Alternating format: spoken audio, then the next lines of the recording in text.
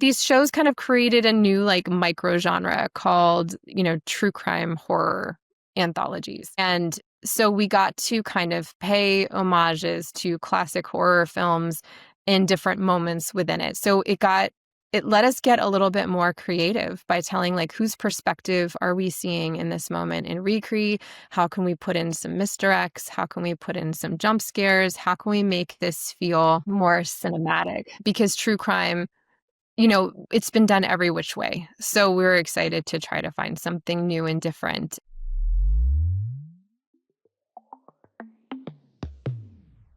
Hey, welcome to the Unscripted Files. My name is Madeline Cunningham. I'm a development producer in the unscripted industry, bringing you candid conversations with the minds behind your favorite form of entertainment. Today, we have a showrunner and executive producer on to talk about the 2 shows she's produced that fall into a new genre. It's a really fresh take. True crime is so saturated in our market. I was really interested to hear how these particular shows shaped up. And it was incredible to talk to our guest about her career trajectory all the way from being in high school and running her own cable channel with her peers and classmates, all the way to her experience as a showrunner and EP, how she runs her sets, how she empowers the creatives on her team, how they work within a very narrow true crime budget, and the career insights are really incredible as well. So I want you to dive right into this conversation with showrunner and executive producer Diana Nolan.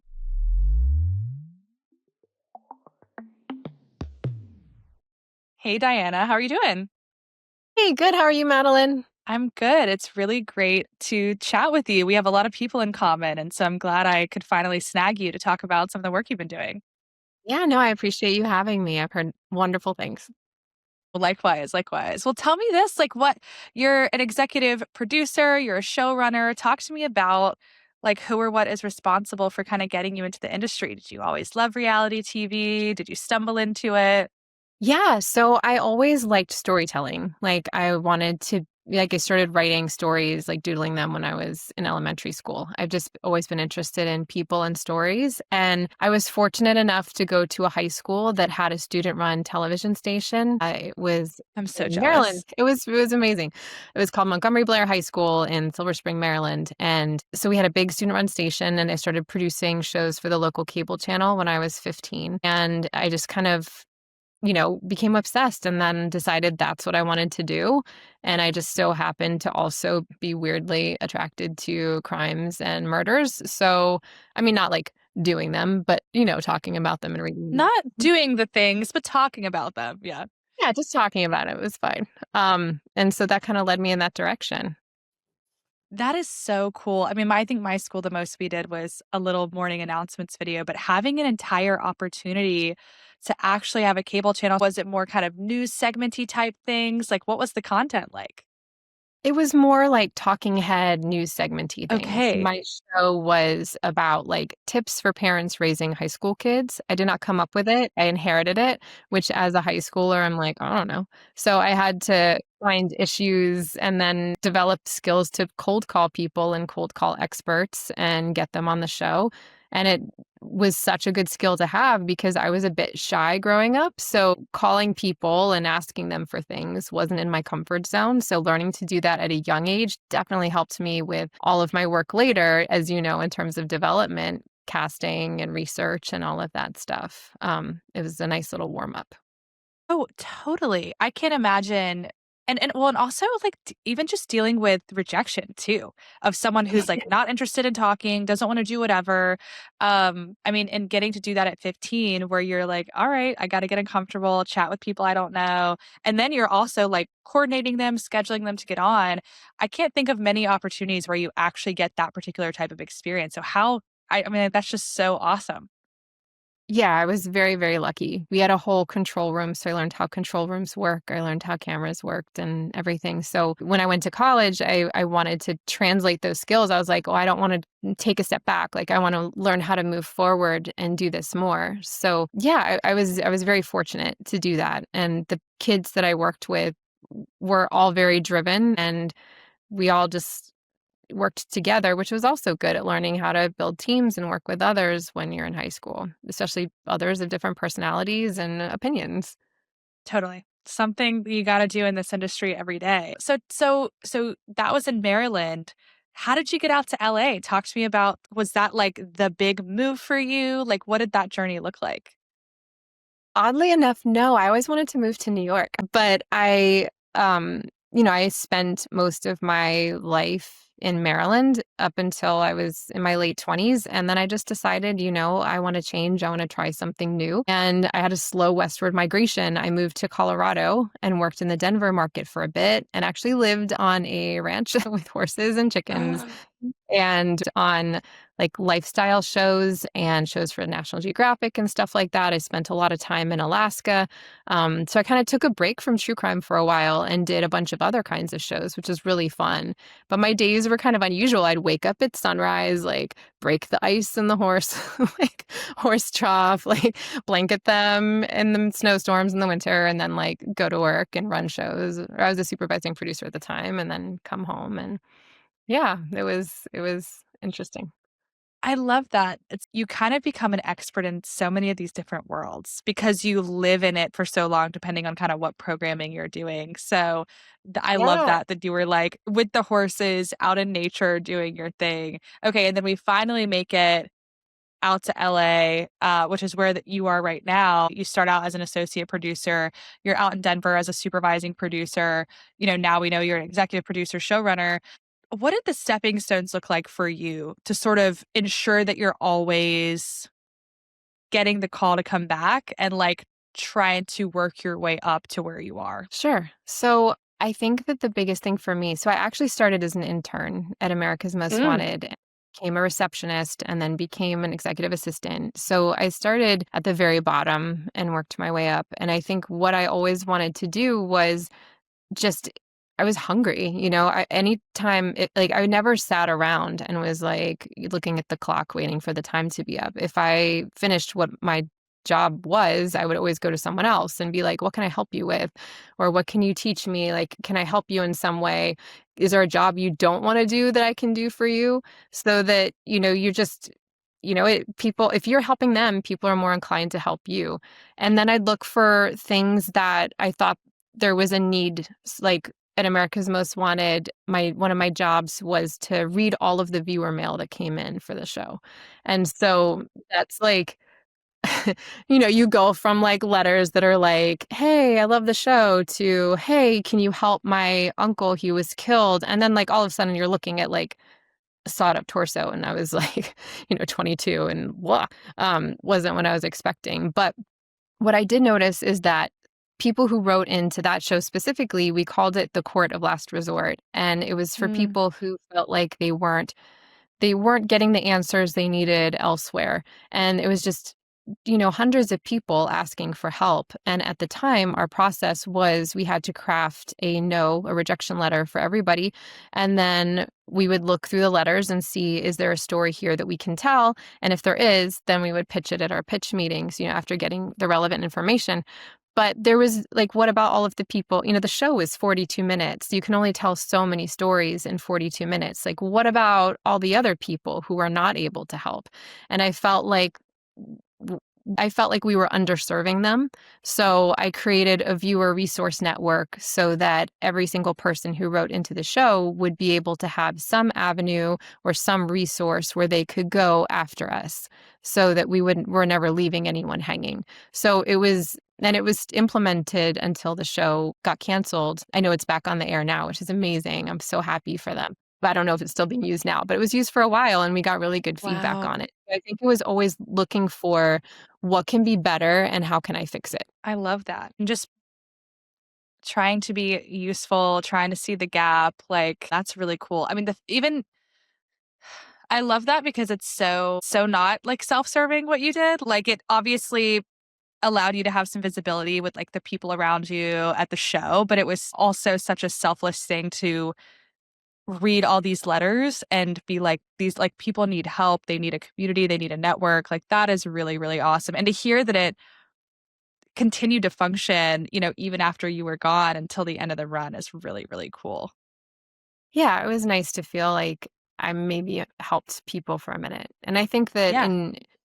in all of our shows, like, I don't know, I take a very like Girl Scout approach to things. Like, how can I make the situation better than when I got there? Or how can, like, even I directed for a long time. So I would just go, you're plopped into people's worlds for a little bit and you share some big moments in their lives. I've worked on wedding shows, I've worked on birth shows. Like, those are big moments.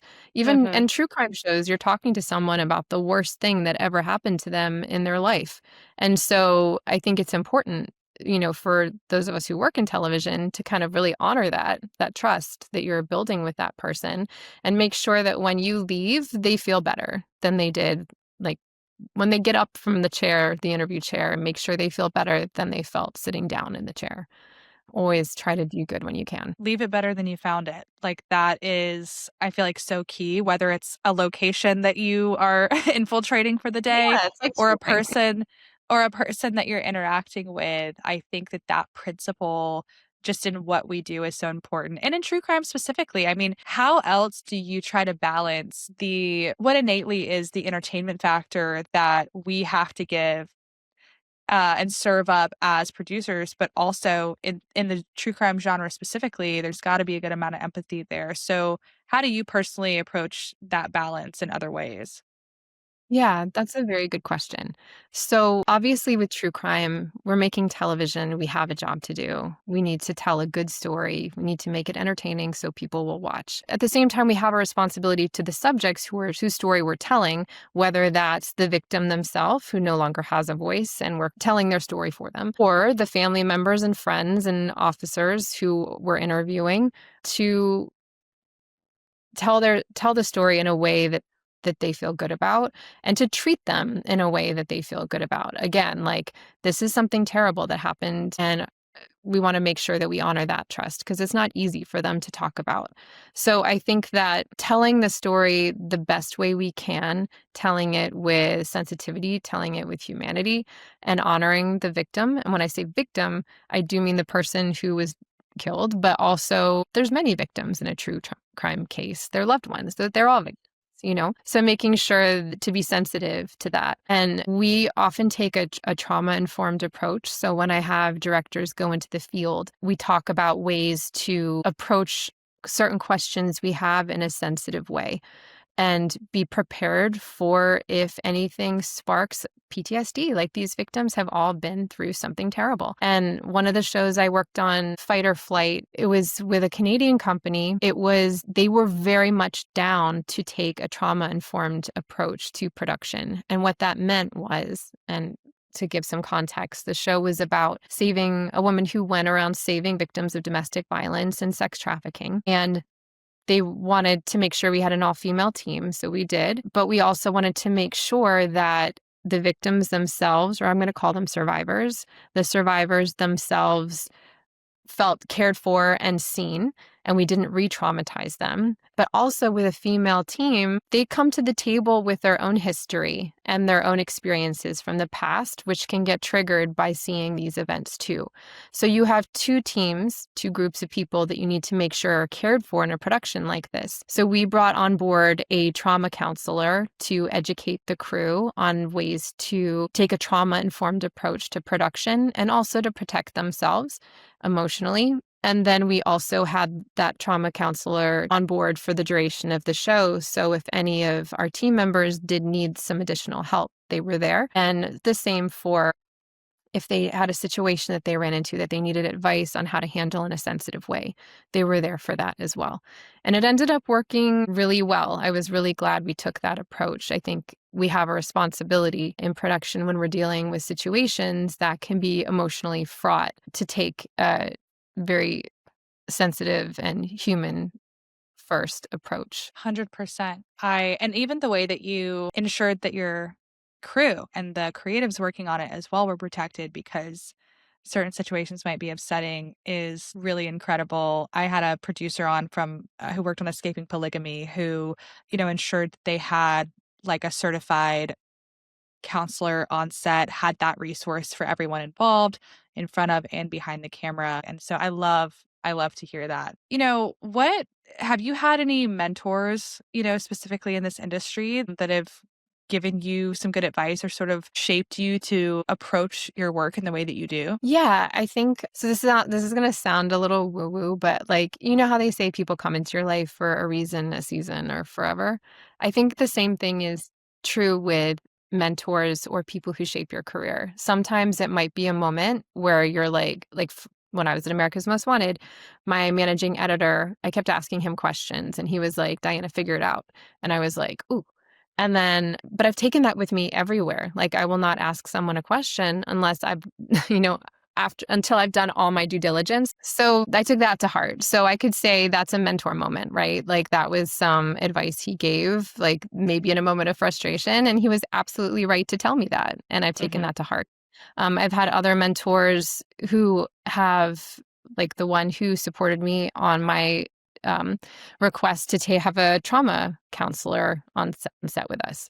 Like he was fantastic. Give a shout out to David Casey. He was a fantastic human who wanted to build teams of good humans. So he was the head of Current, and every team he touched was better for it. There have also been mentors I've had who have helped me figure out how to balance my career and motherhood, which is not always easy to, and everyone in this field, I think, feels that struggle. Anyone who has a family, it's a teeter totter. So they've kind of given me advice there. So I think there's been a number over the years that I can think of, but probably would bore you if, if I went into the pros and cons of each one. No, but I think sometimes mentorship can be looked at so formally. And Hmm. I have a lot of people who reach out to me through the podcast and ask, do you have a mentor to identify? And I love that you said like mentorship can be just for a moment where like someone said, figure it out, or, and you take that and it rides with you through the rest of your career. But you have to be open to it, right? Like Yeah. the mentorship moments only come along if you're open, you're hungry, you want to learn, which you are. And that's why everything can feel like a teachable moment if you allow it to be. Um, but And you got to be mentorship, open to it. 100%. And mentorship isn't always like a warm, fuzzy blanket either, right? It's not like some No. like little nanny, like a mug of cocoa who's like, here, child, let me guide you in the right direction. Like it's gonna feel uncomfortable sometimes, and it's gonna take like self-reflection, and it's going to take making mistakes and having people call you on them and giving you positive feedback. And that's okay. And that's good. You mentioned building teams and now that you're in a position to build your own teams, what do you look for? What's important to you when it comes to your APs, your producers, your directors? What I guess what are some green flags and red flags that you have? Yeah, for my APs and the people who I know are looking to rise up and get experience, the biggest things I'm looking for are people who are proactive and people who want to learn. I think that that personality type is always going to try to be better, to do more, to find opportunities any moment or any opportunity that they can, and always do their best work. And I think that people who are also open to constructive feedback are important. Um, saying asking for help is not a weakness. Asking for advice is not a weakness. If people come to me and are like, hey, I'm running into this situation and what can I do to get out of it? Or what are some tips or tricks? Like, how can I be better? I love that. And that's a green flag for me.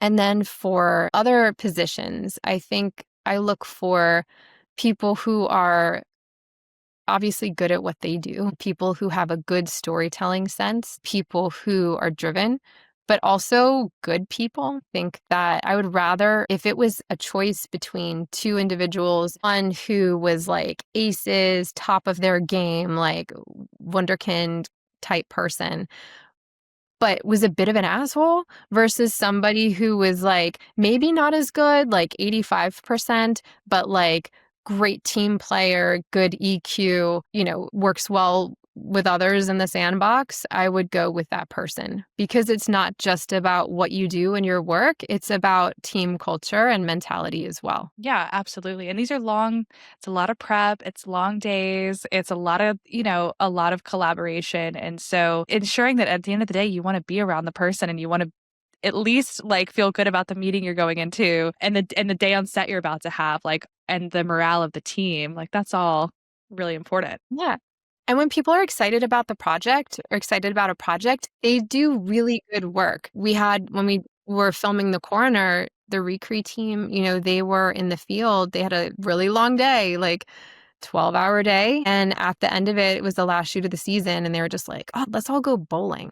And they'd been together the whole season. They'd been together all day. And they were like, we like each other enough that we want to stick together and celebrate our work that we just did. And that's fantastic. But similarly, I think it's important as a showrunner to also make sure that your team feels like they have autonomy over their lives. Like what we are doing is important, but it's not rocket science. Like no one's going to die. If you have a doctor's appointment, it's important to go to your doctor's appointment. It's important to take care of your health. It's important to feel like you have some type of balance. Production can be so grueling and so hard that like I tell my teams, like, I don't care when you do your work, as long as your work gets done and as long as it gets done well and you're there for meetings. But like, if your kid has something, like, go take care of your kid. Like, you're going to remember that. That's more important, but still get your work done. Yes. Yeah, but that approach in production specifically can sometimes be hard to come by. I think it's pretty notorious for being like so grueling and not flexible. So the fact that you have that really human approach with your team is so nice. And I'm sure that that energy is always reciprocated. And again, it feeds the whole team. Enthusiasm is infectious, like, and so is giving grace and, knowing that everyone's human. So, well, let's dive in. You've done two really cool shows recently that I want to talk about specifically because they are such a fresh take on the true crime genre, sort of a horror true crime mashup. You're working in some jump scares, you're working in some elements of sort of classic horror films. The two series are The Real Murders on Elm Street and the Friday the 13th Murders. Um, and this was done with Grandma's House Productions. But talk to me about, like, what excited you about these two opportunities when they came about? Yeah. So, when I first heard about the Real Murders on Elm Street, um, I was excited because the more I learned about what the network was looking for. So they wanted something that like you said, that had jump scares, which we were all just like, what does that mean? What can we, How how is intense are we getting? yeah, totally. And I think that, and with Friday the 13th, because Elm Street did so well, we got to kind of dip our toes a little bit more into things. These shows kind of created a new like micro genre called, true crime horror anthologies. And so we got to kind of pay homages to classic horror films in different moments within it. So it let us get a little bit more creative by telling like whose perspective are we seeing in this moment in Recre? How can we put in some misdirects? How can we put in some jump scares? How can we make this feel more cinematic? Because true crime, it's been done every which way. So we were excited to try to find something new and different. And people liked it the first season. We had a really good co-viewing numbers. So usually true crime has a traditionally female demographic. And for this show, we were getting some dudes into the mix. So that was nice to see that it had a broad appeal. And then for Friday the 13th Murders, we wanted to kind of take it a little bit further, have a different feel. It needed to feel like a companion piece, and we wanted to have a unique feel so that the shows were airing back to back. You knew exactly which show you were watching. You weren't getting confused and thinking this was just another episode of the same series. So it needed to feel fresh and different. Needed to feel scary, but not too scary. It couldn't feel too gory, like gore was kept in a minimum. So with true crime also, because it's real stories and it's real people, like the audience knows that. So they don't want to see gratuitous violence. They don't want to see blood and gore because that feels icky and it feels wrong because you know that this actually happened to somebody. So there is a fine line that you have to walk there where you make a show that still feels entertaining, but also sensitive to the victim at the same time. And that's a fine balance to walk. It is, and I'm sure managing that, from the top down and ensuring that that was being communicated to everyone, all the way down was, something you probably had to have hold a tight line on, I guess. I wonder if those jump scares and the desire to like work those in and think, I think this is going to work with the audience, it made sense because this is an audience that already is sort of engaging in risky viewing behavior by watching stuff that is like, do you know what I mean? Like it's very scary anyway. And you guys just sort of pushed it over the limit by like making some editing choices and creative choices that actually make you jump and gives you a physical reaction. Yeah. Yeah, exactly. Most of the people who watched it liked that feeling where they were just like, "Huh." Like our first episode, there's this family, this guy is living in their walls. They don't know that. They're walking through this house trying to find him. The dad reaches over to flip the light switch and a hand comes out and grabs his arm. And I think that got everybody when they watched it. Feedback we got, they were just like, "Oh, that almost made me pee my pants." Like it was just very like that one got people. So once we saw that reaction, we were like, okay, how can we do more of that for the next season? And how can we translate that for the Friday the 13th murders? And it was kind of fun. But to do that, we wanted to make sure in the field, especially for Recre, it had to feel like an indie horror film. It couldn't feel like traditional Recre. It had to feel polished and elevated, but it couldn't feel just standard. So we had to really bring in directors who had a love for horror films and classic horror films, and who also understood the difference between horror films and indie horror films, because we wanted it to have that nostalgic feel as well, but who also had that taste line and knew exactly how far to push it and how far and when to hold back. And I know for some of the directors we didn't have a ton for Friday the 13th Murders. We had one, but he was an indie horror director, incredibly talented, loved his take and ideas on everything. But I could tell like they're used to making horror films. So they're like, "Oh, okay, we're going to do this." And I'd be like, "Sorry to like be a party pooper here, guys, but like we can't do that." And they're just like, "Oh, but it would be so good." And I'm like, "I know, but we can't." Yeah. That's over the taste line. Yeah, well, and that is your job too, is just you create the boundaries on either side and you try to empower your directors and your creatives to do their thing, but you also have to make sure that you are staying within those boundaries for the consistency of the tone of the show and also just for knowing exactly what you're trying to achieve. So, how do you approach, I mean, when you're working with all these creatives and a few different directors on one show, kind of what is your approach to trying to empower that creative autonomy while also having to kind of to be that party pooper being like, that's not going to work, guys. Like how do you approach that? Well, obviously, if you're hiring people, you trust their work. Like you have to hire people that do a good job. So my strategy is we would say, okay, here are the scenes that we've written. Like, take a look. Now, like, what are your thoughts about this? Is there anything you want to build off of? Anything you want to change? Like, how do you envision this? Like, what kinds of jump scares do you see? What kind, take the reins. And then we had a lot of creative meetings back and forth where we would say, how can we take the content and your vision and make them fit? And if I had to be the party pooper, I would be the party pooper. But the directors were great. Like they would take it in stride, and they, if they did have a bummer moment, like they got over it quickly, and then they'd be like, okay, well, here's what we can do. Like, does it pass the sniff test? And I'd say, yeah, okay, yeah, that sounds good. And then we'd go from there. So there was a lot of collaboration, which was key. And then also just working within our budget, which was great for also indie filmmakers. Listen, I'm glad you brought this up because even though we're getting inspiration, from horror films and even indie horror films, the budget is not giving narrative. Like, we know that true crime works within a really narrow budget, but you guys are having to execute stories from all across the country in different seasons. You're having to trudge through snow. Like, you're having to do so many different things.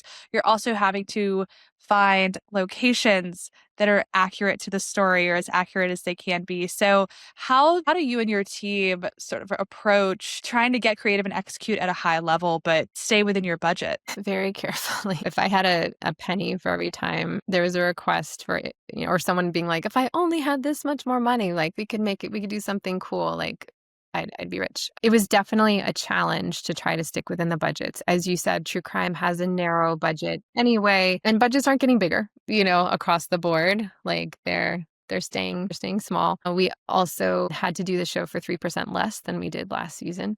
So that was an added challenge. But I think this is where like our section of the industry, we've never had a lot of money to work with. So we all are really good at coming up with ideas on how we can do things. All of the recrew was shot in LA. LA is super expensive to film in, as everybody knows, and location fees have only gone up. Everything has only gotten more expensive across the board. Everyone's feeling that when even at the grocery store. So we really had to think outside the box with what we could do. And for one of the episodes on The Real Murders of Elm Street, it was in Massachusetts in the winter time. And as I'm sure you heard, and our director for that was incredibly talented and was able to like think of ways to shoot this so that it looked like it was in the snow. And like there's a snowstorm scene where he shot this officer walking through the snow, and it's all shot inside, and they used like real snow that they made so that they could have these real footprints, because one of the key pieces of evidence was a footprint in the snow. So we knew we couldn't use snow pads or fabric or anything like that. It had to be a real footprint. And they were able to kind of create this whole set and build this whole little room inside that ended up looking like outdoors Massachusetts. It was really impressive, and I still don't know how they did it, but they pulled it off. Titular puma print. Like, wasn't that what it was? It was like, Yeah, yeah.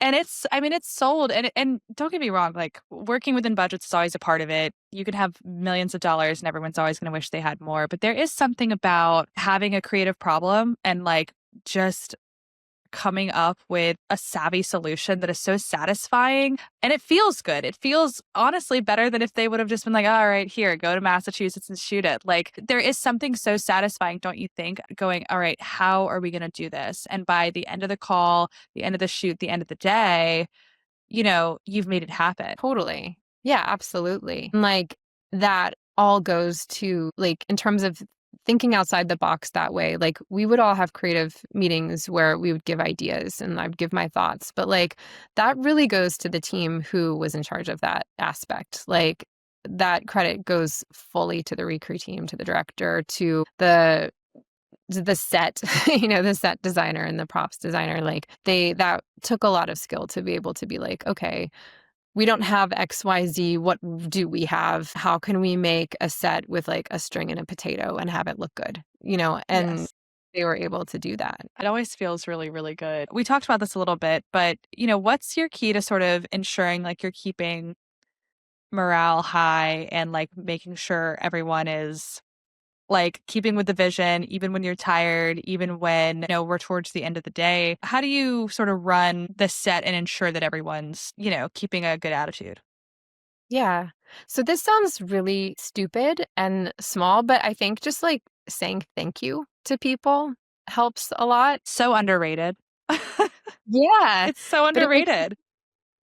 like recognizing their work, being like, "Hey, you did this. Thank you. That was really great." Like it's little, but I think that people oftentimes just want to be seen, and just so seeing them for a moment and saying thank you is, I think I've noticed, keeps morale up a lot. Like it makes people feel good, and when they feel seen, then they are like, okay, it's a reason to keep going. I think team building is also key there, building people who are kind to each other on set, who help each other out.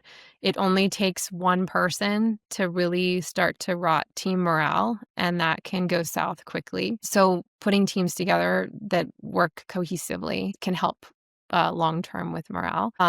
And then also on the last day, so I can't be on set every day because I have to manage everything else, but I try to come a few times and I try to say thank you on the last day and be there for the last day and thank everybody and maybe give them a treat, whether it's like something silly like ice cream sandwiches or whatever, is coming from me and not from the show budget, just as a personal thank you for everybody working so hard.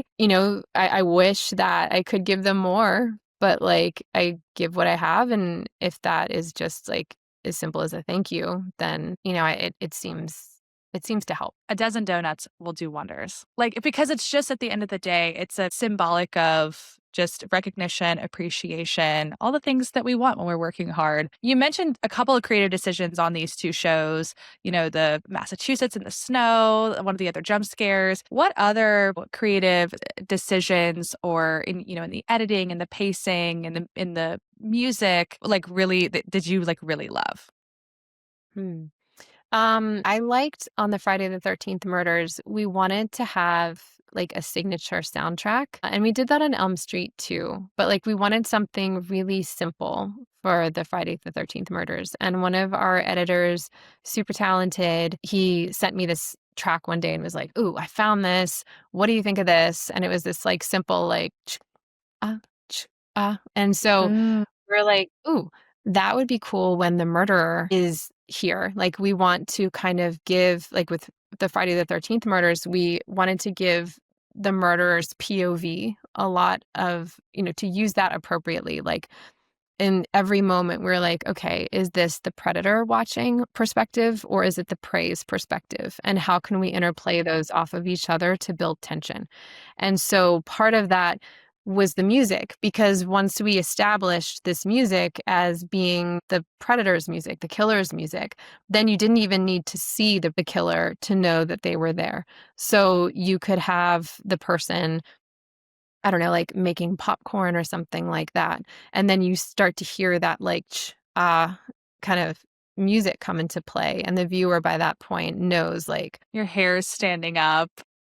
yeah, Well, whether so they that know was it or not too, whether it's like a subconscious, like danger is, impending, but being able to sort of have those even like subtle little pieces to again affect the senses so effectively is really cool. yeah, so that part was fun. We also tried to throw little Easter eggs to some of our favorite horror movies in there. Like, we have in the first episode of the Friday the 13th murders, we have him cooking like a Jiffy Pop thing of popcorn when he's at home, because that was one of my favorite horror movies from that scene. So we were kind of with the producers, we are like, okay, for your episodes, what horror movie are you making? Or what horror moments can you incorporate into this? Like, based on this story, like, what horror movie is it? Is it The Hills Have Eyes? Is it Scream? Is it like, what movie do you love? And what can you kind of put in there so that the viewers, when they watch it, are like, I remember that, or I feel that. They get that nostalgic feel, while also, of course, being sensitive to the story and being true to the story. Yeah, it's a tough balance, but you really did strike it so well. I feel like it was such a fresh take on a genre that has been done every which way. It was really creative. It was still sensitive, and none of that's easy. And it comes with a lot of effort, a lot of time, and it just works so well. So, And and it was the perf of obviously having it air in the month of October.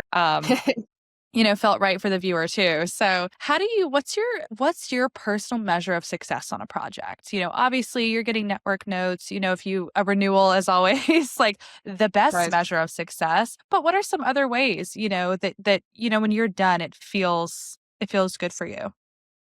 Yeah. Obviously, like you said, there's the metrics of it. We're very thankful that both of the shows, The Real Murders on Elm Street 2 and The Friday the 13th Murders, premiered in the top 10 on HBO Max. The Friday the 13th Murders was number 3 for a number of weeks, which was fun because that was kind of like my baby that I got to develop at the same time as The Real Murders on Elm Street, and we ran them both at the same time. Running 2 shows at the same time is not easy. It No. was very challenging. So being able to know that all that hard work paid off and both shows premiered in the top 10, like, felt really good and really validating to me. And then I think seeing the teams who worked on the shows still engaged in them, like, I still get text messages from producers being like, "Ooh, like, hey, we're still here, like, people are still watching." Or I have someone else that I don't know be like, or I'll talk to someone and they're like, "Oh, my mom likes the show right now, the Friday the 13th Murders." And I'll be like, "Ooh," I don't say anything, but, like, it, like, feels Feels good. good. Yeah, it feels good. So I think, like, knowing that you worked really hard and that the result of that work is people enjoying the final result, I think that feels really satisfying. Yeah, 100%. It was really cool to see them on the HBO banner. And the fact that, on the Friday the 13th murders, got to get in kind of on the ground level and really help shape it from the bottom up. Like, I'm sure that felt extremely satisfying and really creatively satisfying for you too. Yeah. So that's awesome.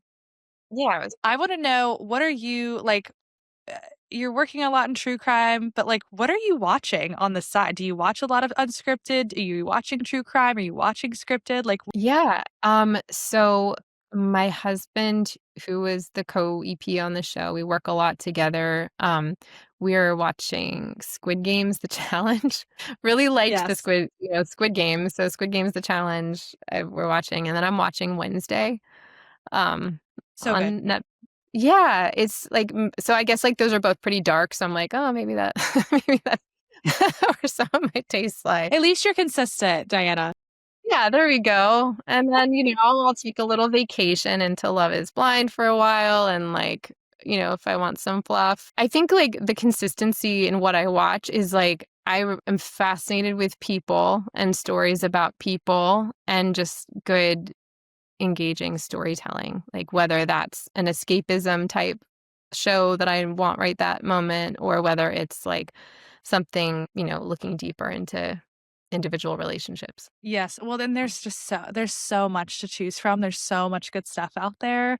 We have like the pick of anything, whether it's like what is happening on the new season of Love is Blind in Denver? Why are they doing this? To like what's happening at Wednesday Adams Private School for Weirdos and like what's that about? Like I it's know, I all feel so old because my kids, they're just like, "What do I wanna watch today?" And, like, they'll not that, yeah, screens and kids, like, I don't let them watch a ton of TV, and they don't even know what I do other than mommy makes scary shows. But I tell them, I'm like, "Oh, well, in my day, we just had the TV guide that would come in the mail, and, like, we'd just highlight what we wanted to watch. We'd have to pick one thing, and if we Mhm. missed it, we missed it, and that was it." And they're just like, "What?" They don't. They can't even fathom it. I honestly am loving what's happening with Dancing with the Stars right now, only because it is feeling like a true you're tuning in at 8 o'clock. Everyone I know, I was at a happy hour Tuesday night. People left early. They're like, we got to go watch Dancing with the Stars. And I'm kind of loving it because it's giving like American Idol back in the day, this collective viewing experience, this collective cultural conversation. And so it's really fun. But yeah, the kids not even being like when they see a commercial break being like, what is What is this? It's that? like so Yeah, funny. it was so funny. Yeah, I They feel have very no old, idea. I know, they but don't know how good they have it.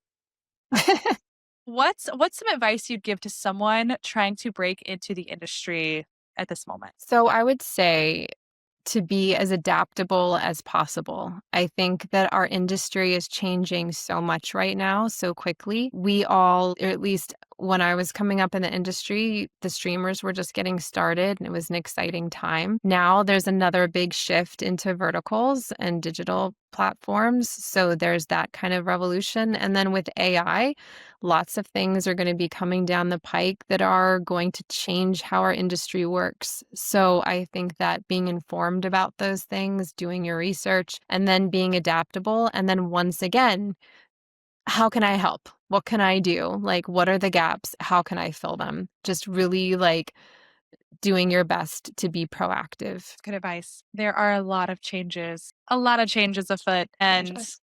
resistance is futile. So figure out how you can just adapt. I think that's great.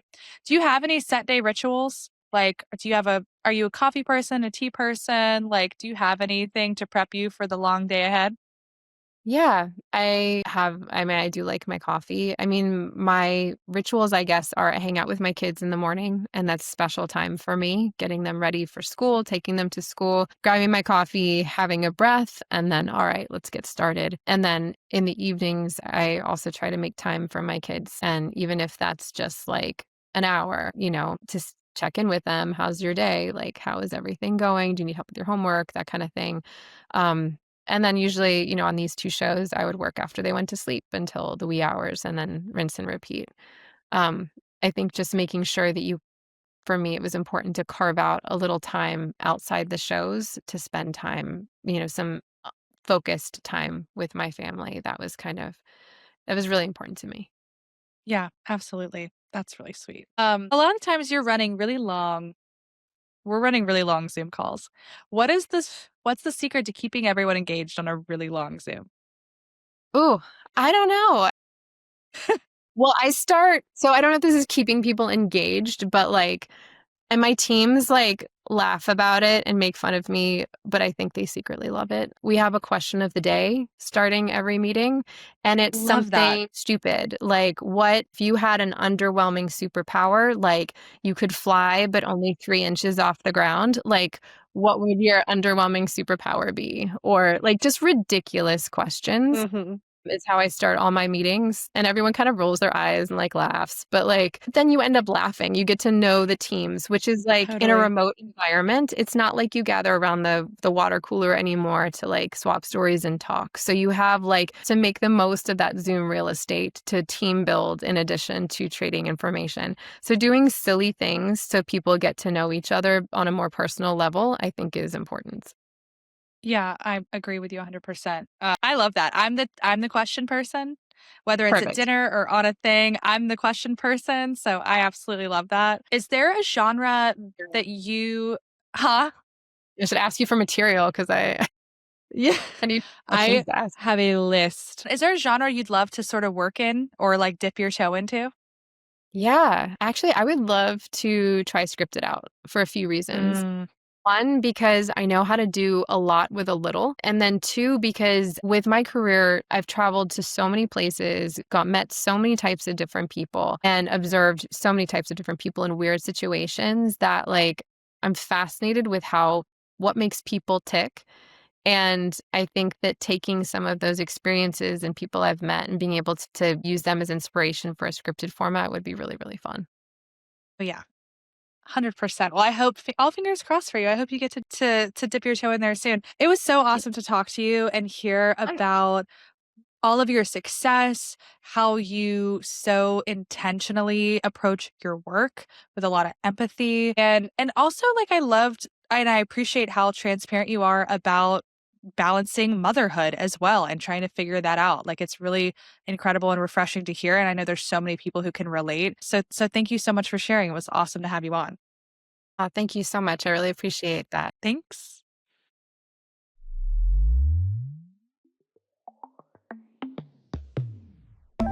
Thanks so much for listening. I really enjoyed that conversation with Diana. We have a lot of mutual people in common, and I know several people who worked on the show she's talking about. And so it's really cool to hear from her and gain her perspective. We will be taking a break next week for Thanksgiving, and then we'll be back with our final episode of the season on December 5th. This is going to be a 2025 wrap up, looking forward into 2026, some industry trends that we're seeing, and more. So make sure you don't miss it. I hope you guys have a wonderful holiday. Don't forget to like, subscribe, rate, review, and we'll see you next week on the Unscripted Files.